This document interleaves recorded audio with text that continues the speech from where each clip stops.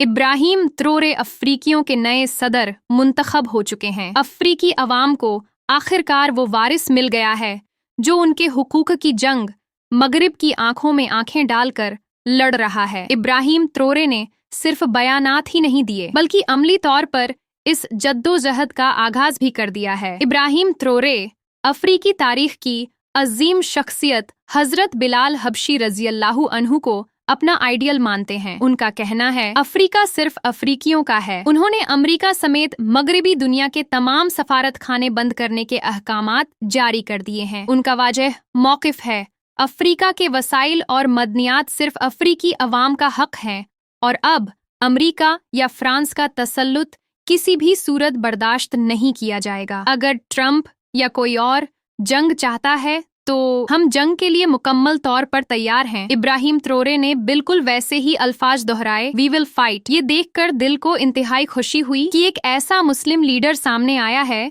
जो मगरिब से खौफजदा नहीं बल्कि इस्तिकामत के साथ उसका सामना कर रहा है। इब्राहिम त्रोरे का कहना है दुनिया को हमारी जरूरत है, हमें दुनिया की नहीं। और मजीद कहा हम हजरत बिलाल हबशी रजी अल्लाहु अन्हु की तरह तकलीफ बर्दाश्त करने की सलाहियत रखते हैं। अगर कोई हमसे टकराना चाहता है तो हम पूरी कहुव्वत के साथ मुकाबला करेंगे। इब्राहिम त्रोरे के इन जुर्रतमंदाना बयानात को पूरे अफ्रीका में जबरदस्त पजीराई मिल रही है। अफ्रीकी मुस्लिम ममालिक ने उनकी हिमायत का ऐलान भी कर दिया है।